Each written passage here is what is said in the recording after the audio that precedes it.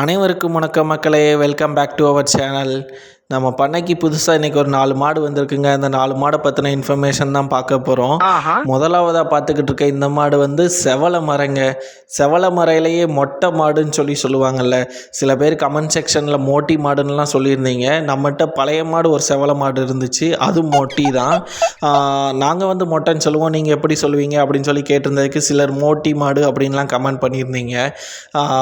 என்னோட பாஷையில் இது வந்து மொட்டை மாடுங்க. இது வந்து செவல மர மொட்டை மாடு தான். நல்ல அருமையான கறவை திறன் உள்ள மாடுங்க. காம்பு விலாசங்கள்லாம் பாருங்கள், நல்லா அருமையாக இருக்குது. காம்பு ஒவ்வொன்றும் பாருங்களேன், நல்லா பலூன் போல் நல்லா பால் இறங்கி அவ்வளோ அருமையாக இருக்குது. கறவை பிடிக்க அவ்வளோ சூப்பராக இருக்கும். மேனுவலாக கறக்கிறதுக்கும் செட் ஆகும், மிஷின் கறவைக்கும் செட் ஆகும். நல்ல ஒரு அருமையான கறவை திறன் கொண்டது தாங்க. இந்த மாடு வந்து போன ஈத்து 12 லிட்டர் பால் கறந்துச்சுன்னு சொன்னாங்க. இந்த ஈத்து 13, 14 கூட தாராளம் கறக்குங்க. ஏன்னா அந்தளவுக்கு நம்மக்கிட்ட வந்து மடி வச்சிருச்சு. நம்மக்கிட்ட இது வந்து இப்போ 2 நாள் ஆச்சு. 2 நாளில் அங்கே இருந்து வந்ததை விட இப்போ நல்லாவே மடி வச்சிருக்கு.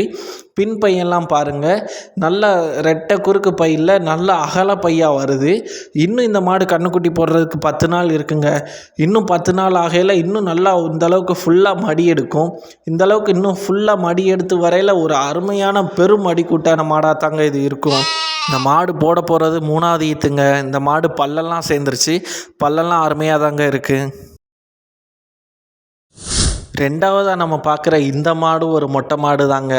இந்த மாடு வந்து ஜெர்சி இனத்தை சேர்ந்தது தான். இந்த நிறம் வந்து கருஞ்செவலைன்னு சொல்லுவாங்க. ஆனால் மொட்டையிலேயே இந்த மாடு வந்து ஒரிஜினல் மொட்டை கிடையாதுங்க, கொம்பு சுட்ட மாடு. அதாவது சில மாட்டுக்கு கொம்பு வரும், அதை கண்ணுக்குட்டியிலேயே அந்த கொம்பு வளர விடாமல் சுற்றுவாங்க.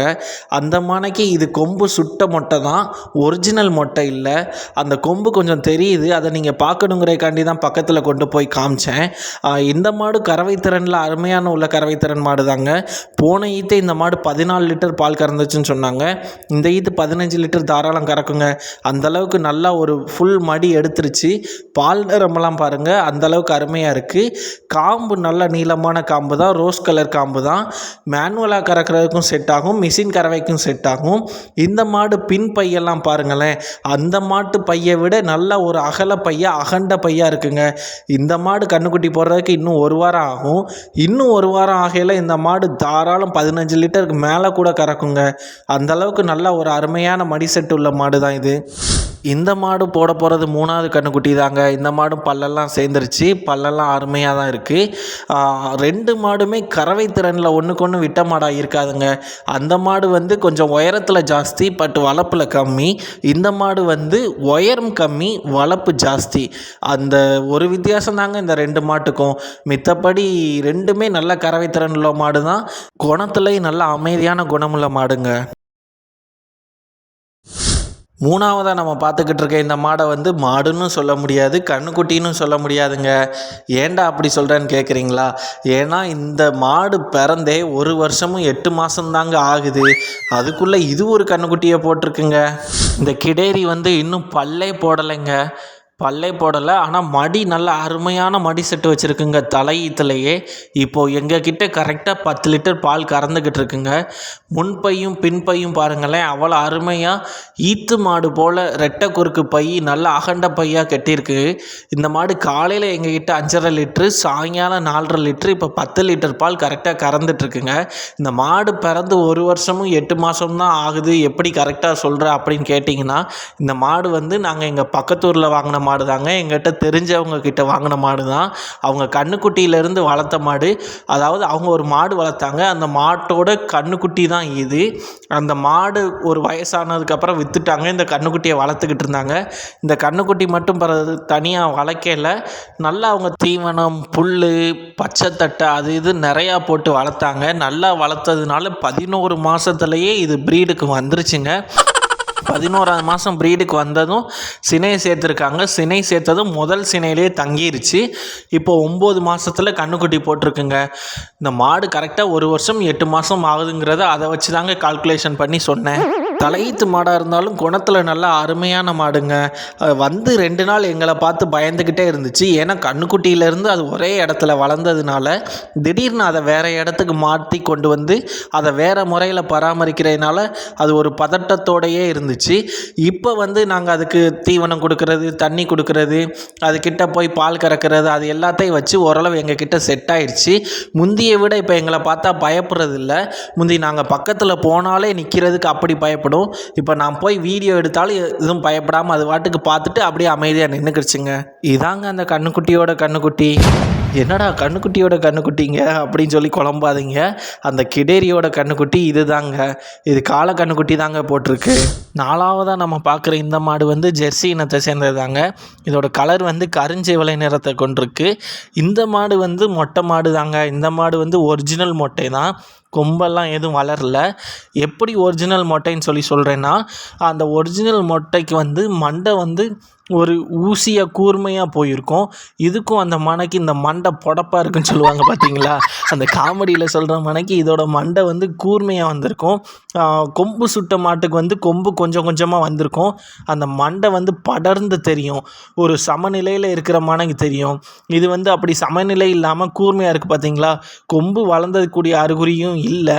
அதெல்லாம் வச்சு தாங்க இந்த மாடு ஒரிஜினல் மொட்டைன்னு சொல்லி சொல்கிறேன்.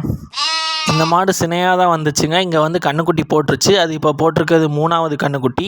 இந்த மாடு பல்லெல்லாம் சேர்ந்துருச்சுங்க. இந்த மாடு இங்கே வந்து ஈண்டப்போ என்னால் வீடியோ எடுக்க முடியல. இந்த மாடு கறவை திறன்லாம் அருமையாக இருக்குங்க. இப்போது எங்கள் கிட்ட 11 லிட்டர் பால் கறந்துக்கிட்டு இருக்குங்க. காலையில் 6 லிட்டர், சாயங்காலம் 5 லிட்டர்னு 11 லிட்டர் பால் கறந்துக்கிட்டு இருக்குங்க. இந்த மாடு போட்டிருக்கிறது வந்து கிடா கன்றுக்குட்டி தாங்க. அதாவது மெயில் கன்றுக்குட்டி தாங்க போட்டிருக்கு. வீடியோலாம் எடுத்து முடிச்சதுக்கப்புறம் மத்தியானம் தண்ணி வைக்கிறதுக்கு டைம் ஆயிடுச்சுங்க. சரி டைம் ஆயிடுச்சு, இனிமேல் பொறுமையாக ஒவ்வொரு மாடாக தண்ணி காமிச்சிக்கிட்டு இருக்க முடியாதுன்ட்டு 2 வாளியில் மொத்தமாக கொண்டு வந்துட்டு நம்ம இந்த பெரிய மொட்டைக்கும் அந்த சின்ன மொட்டைக்கும் வச்சிட்டேங்க. அதாவது செவலை மறைக்கும் இந்த கருஞ்செவலை மாட்டுக்கும் வச்சேங்க. இவனுக்கு ஒரு கலக்கு, அவனுக்கு ஒரு கலக்குன்னு இவங்க 2 பேருக்கும் மாறி மாறி தண்ணியை கலக்கி விட்டு காட்டங்குள்ளையும் போதும் போதும் ஆயிடுச்சுங்க. இதுக்கடையில் நம்ம கிடேரி கண்டு வேற இவன் தண்ணி வைப்பானா வைக்க மாட்டானா நம்மளையே குறுகுறுன்னு பார்த்துக்கிட்டே இருக்குது.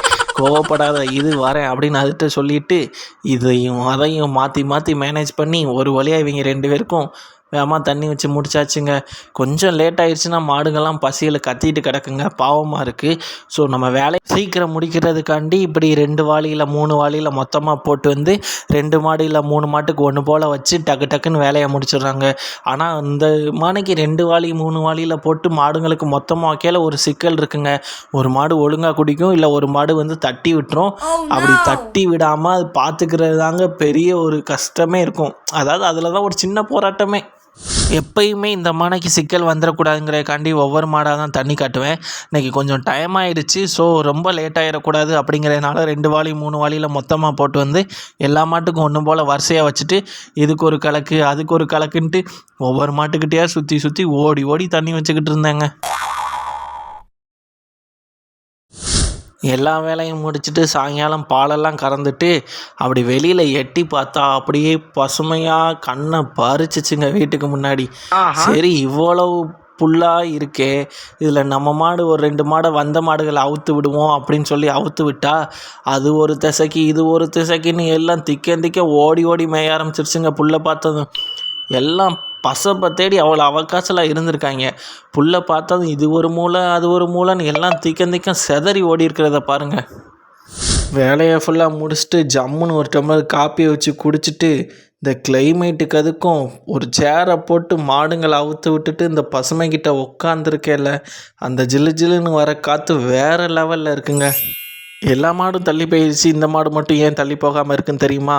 அதுக்கு காரணம் வந்து இதுதாங்க. இந்த மாட்டோட கன்றுக்குட்டி கொஞ்சம் நேரம் வெளியில் சுற்றட்டுமே அப்படின்னு வெளியில் விட்டால் இது கரெக்டாக மாடு மேய்கிறத பார்த்தே வந்து பக்கத்தில் படுத்துக்கிடுதுங்க. இந்த கன்றுக்குட்டியை பார்த்துட்டு மாடும் அங்கிட்டு தள்ளி போய் மேய மாட்டேங்கி அந்த கன்றுக்குட்டி பக்கத்துலேயே சுற்றி மேயுது.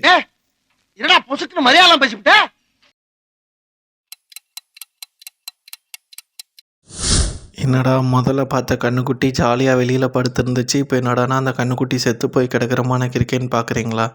ஆமாங்க, இந்த கன்றுக்குட்டி செத்து போச்சுங்க. இந்த கன்றுக்குட்டி ஏற்கனவே போடுறதுக்கு முன்னாடியே 10 நாளைக்கு முன்னக்கூடி தாங்க போட்டிருக்கு.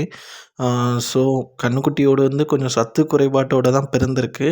அப்படி இருந்தும் டாக்டர் வச்சு ட்ரீட்மெண்ட் பார்த்து அதுக்கு டப்பா பால் கொடுக்கவும், அதுக்கு சிரப்பு கொடுக்குறதும், அதுக்கு கிரே பாட்டில் கொடுக்கலாம் அப்படின்னு சொல்லி நிறைய மெடிசன்ஸும் கொடுத்தாங்க. அந்த மெடிசன்ஸும் அது கொடுத்து ஃபாலோ பண்ணிட்டு தான் வந்தோம். அப்படி இருந்தும் அது ட்ரீட்மெண்ட் பலன் தாங்காமல், வெயில் வேறு ஓவர் அடிக்கிறதுனால இந்த வெயிலும் தாங்காமல் கன்றுக்குட்டி வந்து இதாகிடுச்சுங்க.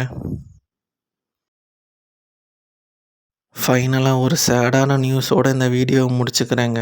அடுத்த வீடியோவில் சந்திக்கிறேன். அதுவரை தொடர்ந்து நம்ம சேனலுக்கு சப்போர்ட் பண்ணுங்கள்.